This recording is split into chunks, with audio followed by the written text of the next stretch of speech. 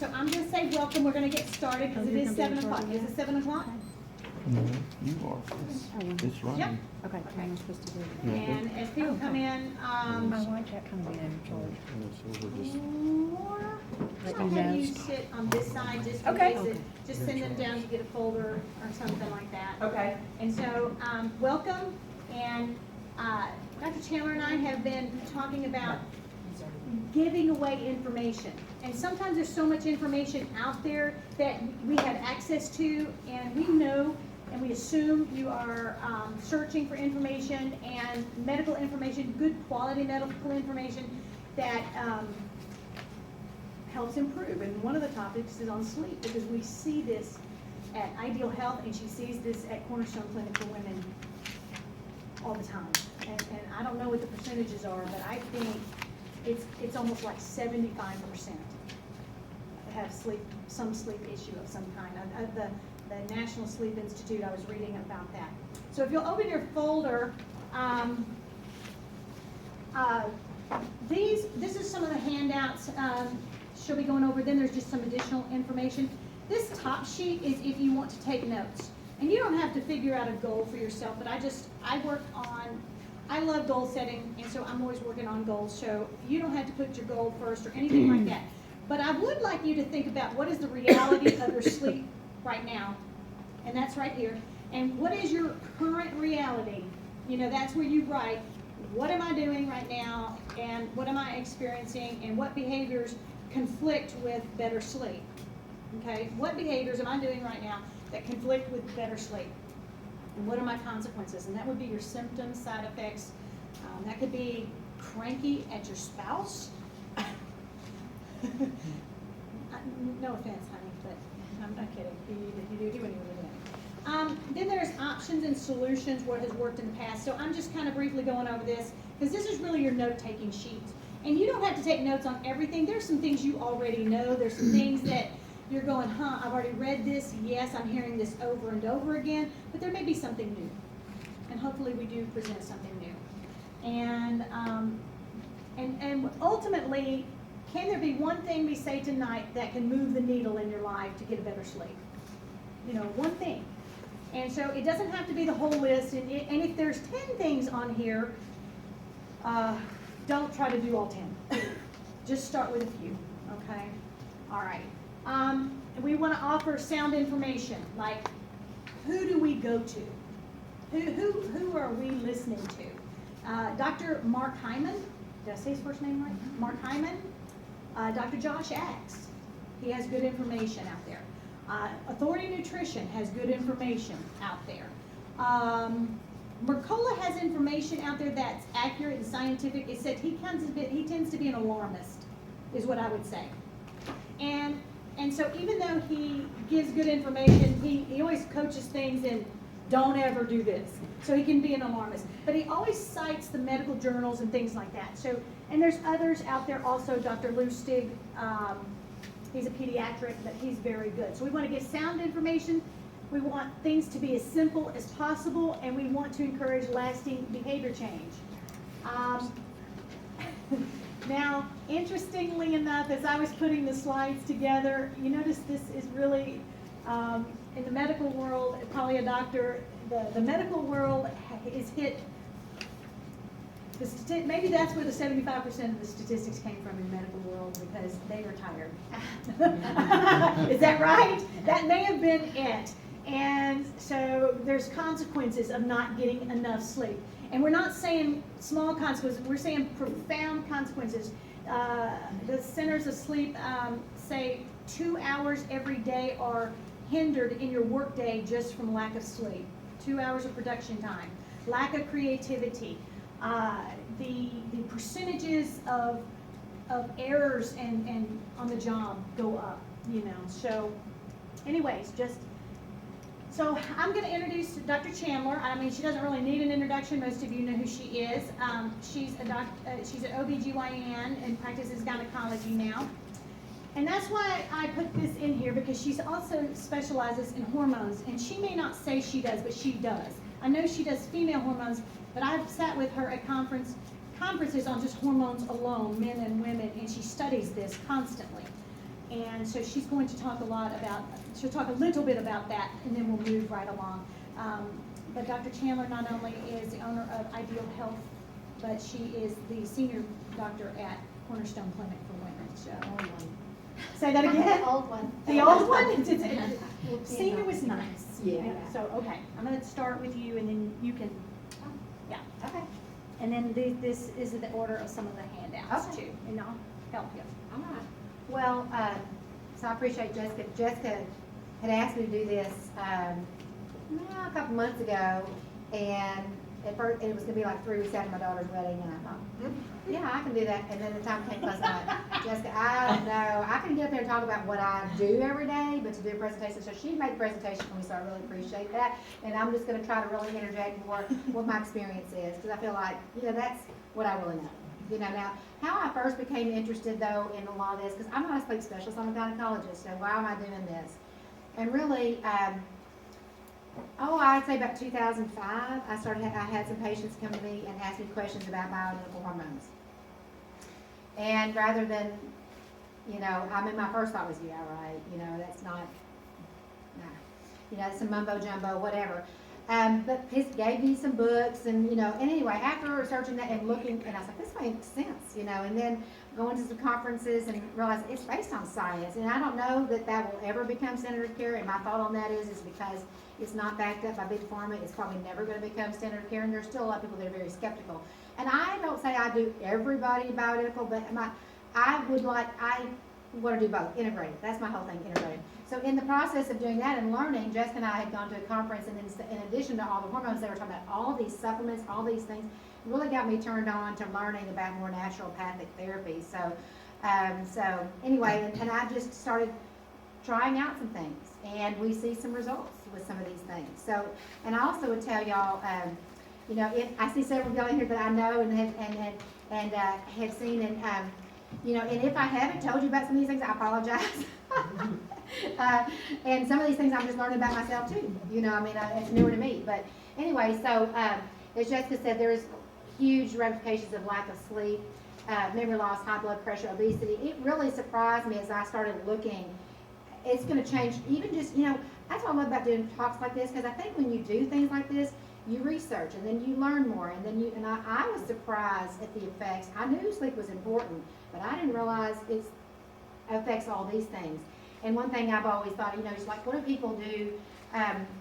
Well, there's this one slide where, not slide, it's a little picture that one of my coworkers has, and it says, a good night's sleep fixes everything. And I don't know if I could say fixes everything, but I know y'all probably have experienced like me, where you're having an awful day and everybody's terrible and everything's awful, and you go to sleep, and if you can get a good night's sleep, you wake up and it's like, it's a whole new day. And so it is big, but also it can affect weight. We know that sleep, if you lack sleep, your leptin is lowered. Leptin is the hormone that tells your body you're full. Ghrelin is the hormone that says you're hungry. And so they have shown that when people are not getting enough sleep, when they lack sleep, less than 4 or 5 hours of sleep, and actually we need a lot more than that, but that their ghrelin is increased and they eat significantly more. And so when you're sleep deprived, you're going to eat more. And it's part of that is because the ghrelin, is increased, and it's like, it's not going to say you can't help it, but you have that urge to eat more. So your leptin is what tells you you're full, so that gets, that's lowered. Growth hormone is interrupted, cortisol, chronic stress, adrenal fatigue. It affects your hormones. It's just unbelievable how much difference that makes. And they do show like increased risk of all these health problems.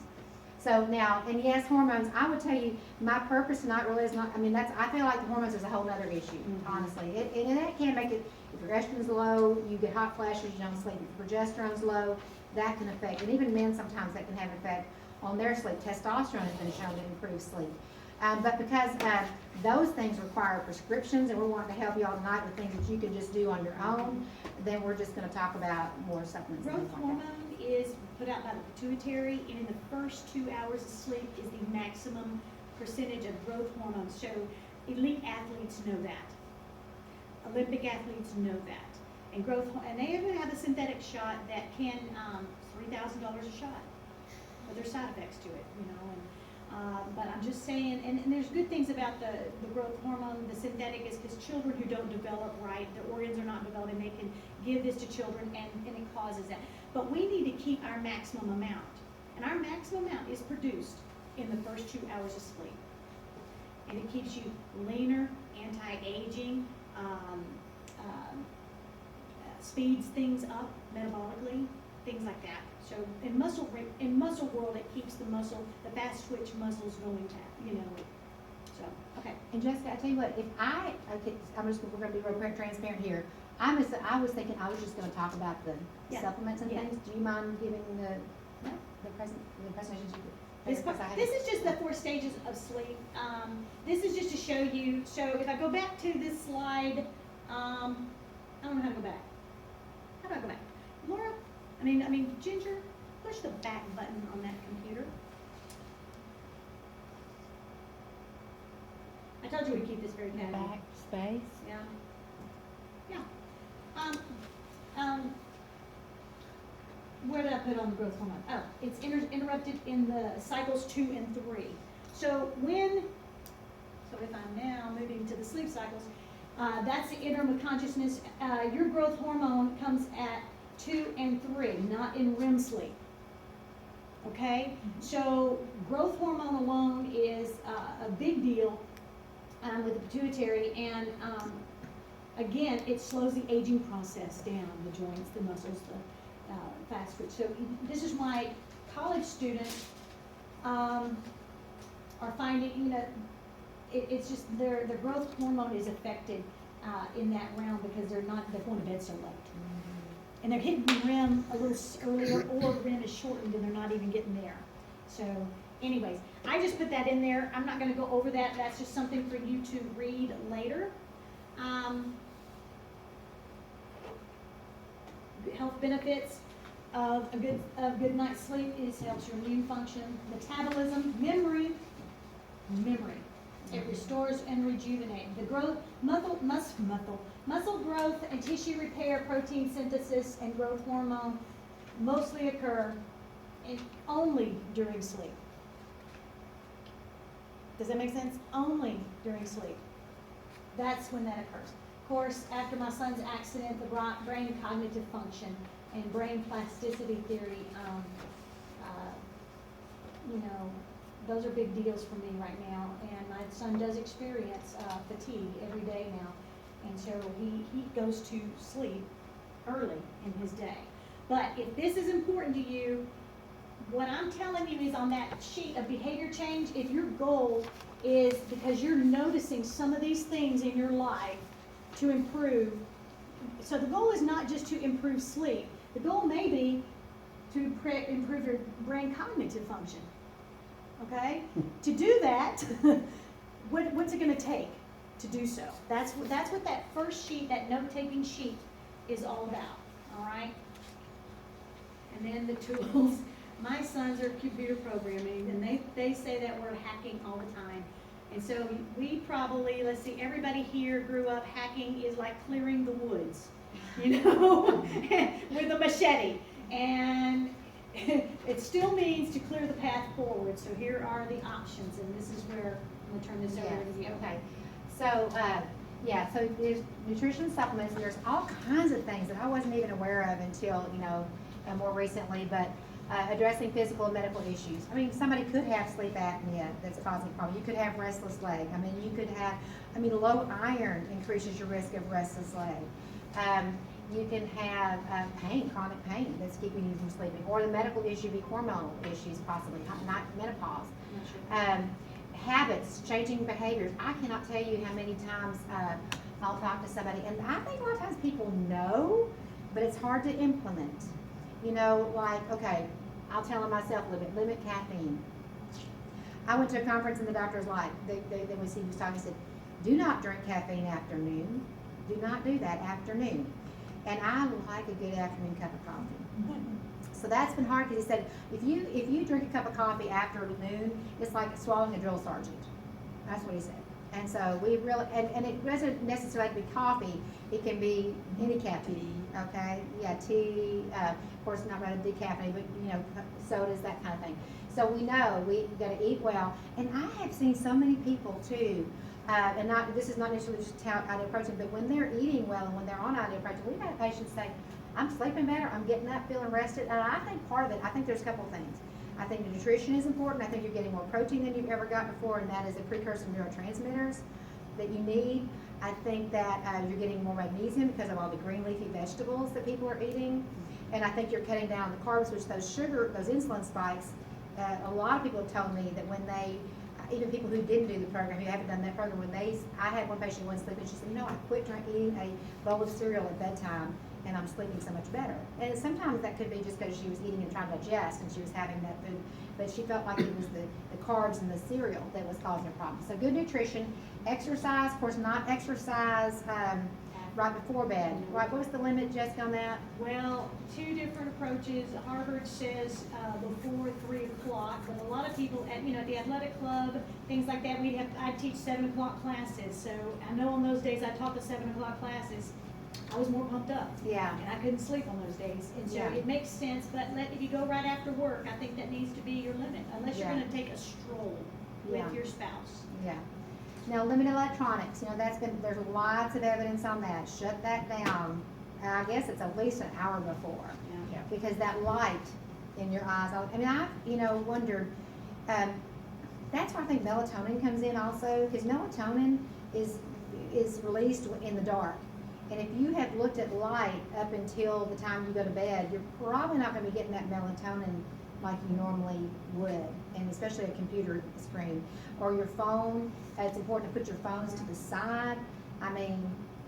Also, if you're like me, sometimes I have to have my phone because I'm on call, but your phone may make sure those notifications are turned off so they're not dinging through the night, I just heard somebody else say recently, keep your phone even in the other room. I don't know how many of y'all do that, but it might be better just to have a regular alarm clock and keep your phone in the other room.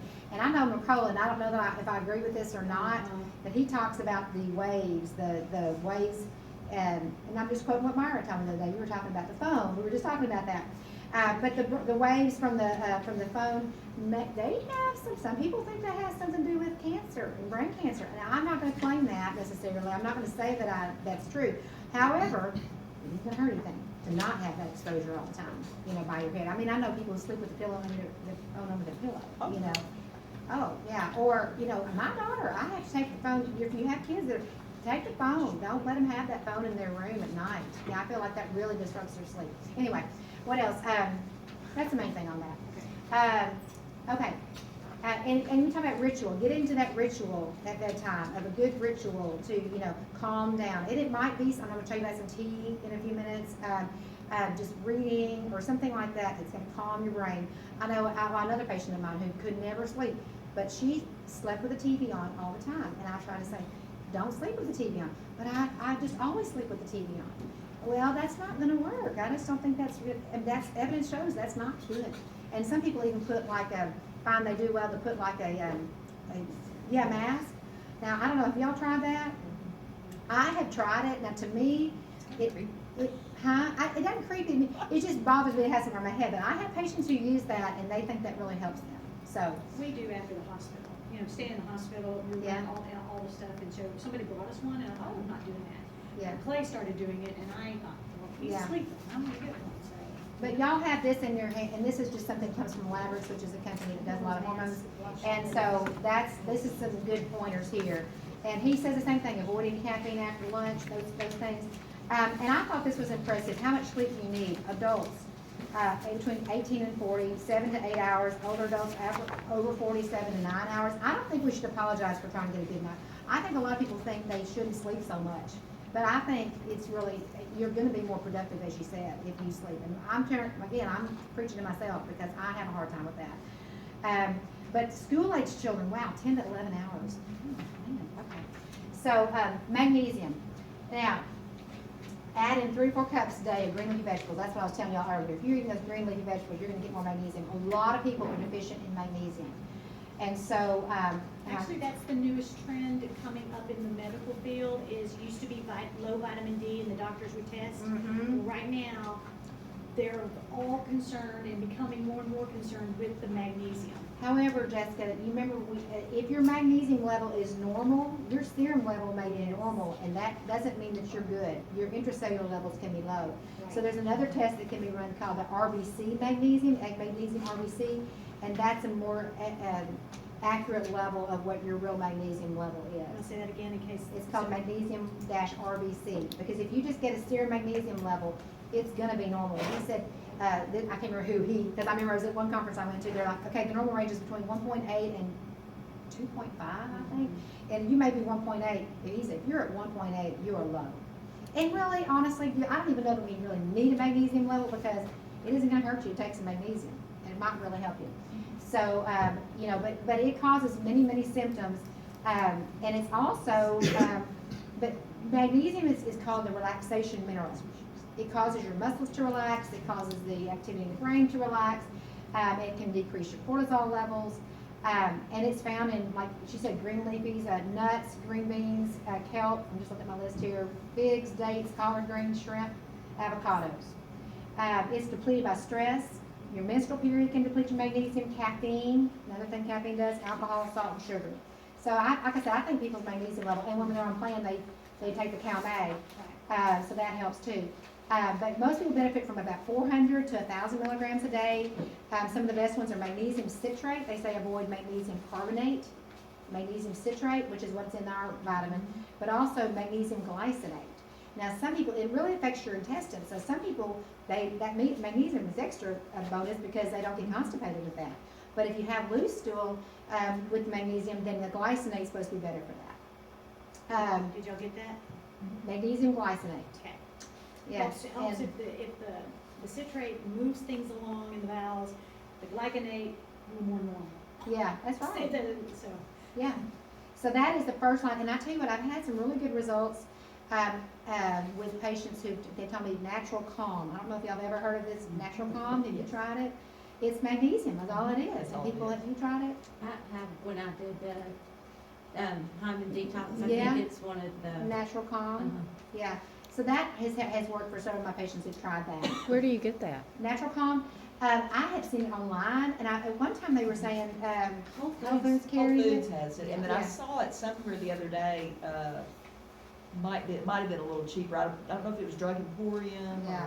Drug Emporium may have it too. Always has the best Yeah, they have a lot of stuff. But I had a patient, like I said, another patient came in, was taking magnesium, and she's like, my joints don't hurt, I'm sleeping better, my bowels. So, I mean, that's certainly something worth trying, if you haven't already tried that, for a lot of reasons. Okay, so next, the Serenity Plus, actually, I was gonna, is melatonin up there? I can Because I was gonna switch. talk You tell about me. that first. yeah. Because I'm kind of going from most, kind of simplest to a little more advanced, okay? So, oh, one more thing, I thought this was interesting. It says taking a hot bath with Epsom salts. Did you know Epsom salt is magnesium sulfate? Who would have thought? So, you know, there's something to that. It's magnesium sulfate in Epsom salt, and that can absorb in your body and then help you get magnesium. So, anyway, melatonin. Now, melatonin's main job, like I said, is to regulate night and day. So what's supposed to happen is your melatonin goes up right before you go to bed, and then it comes down when you wake up. But that doesn't happen for everybody. Some people are melatonin deficient. And I do think that probably all the, you think about years ago, before we had, even before electricity, that kind of thing. The lights went down, people went to bed, they calmed down, there wasn't all this activity going on all the time. We just don't have that anymore. So I think that's why we have such an issue, one of the issues with melatonin in sleep. And also, people who shift work they've shown they have lower levels of melatonin. And also, I read this years ago, but it's another reason to make sure you're getting your melatonin, is that there have been some evidence of, low melatonin being associated with like breast cancer risk even. I don't know if there's any other cancer, but I know it was breast cancer was one. So now here's, and it also acts as an antioxidant. It supports the immune system. So how much should you take? I remember when people first started taking melatonin, they got really concerned about taking more than like a milligram. But now I'm seeing evidence from all the way up to 3 milligrams, 10 milligrams. It's okay. It's not going to be a problem. And I've even seen a study that they gave women like 500 milligrams of melatonin. They did not see any negative effects. Now, I don't necessarily recommend that. Now, interesting, like I told you, I was going to tell you all more about what I see. I work with an APRN who does a lot with, she helps me with the hormones and helps me with supplements and things, and just these kind of issues. And she's not a huge fan of melatonin. And the reason that is because it gives her, and I've had other patients that say this, weird dreams, really vivid nightmares, really vivid dreams. And when I first heard that, I thought, well, if you're having vivid dreams, that just means you're getting good REM sleep, and that's probably why you're having it. And she's like, no, I dream all the time, but melatonin gives me bad dreams. Well, so if it gives you bad dreams, then I think that's not the best option for you, you know?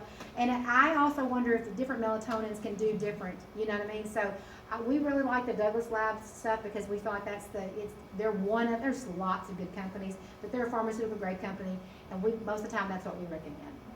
Tell them what you do personally when you will go to sleep and you'll take one, Oh, yeah. and then you'll wake up. If I wake up, I'll take another one. And I Yes. mean, I feel like it helps me fall back asleep. I mean, I rarely will get up and stay up a long time, but if I wake up and I'm like more than that for more than a minute or two, I'm taking another melatonin, you know, and I don't have any issues with that. It doesn't usually give you any, side effect, Hangover. the hangover effect or anything like that.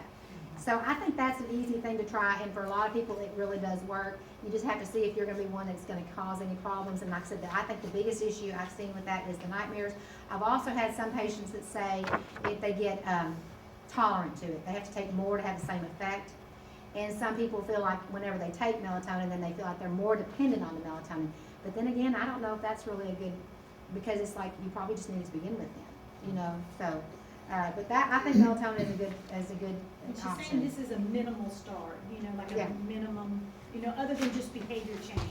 Yes, This is, in supplement world, this is to start at the minimum, right. to get the maximum results. They've actually, I was impressed when I was doing some reading. Like I said, I love doing this because you learn more things.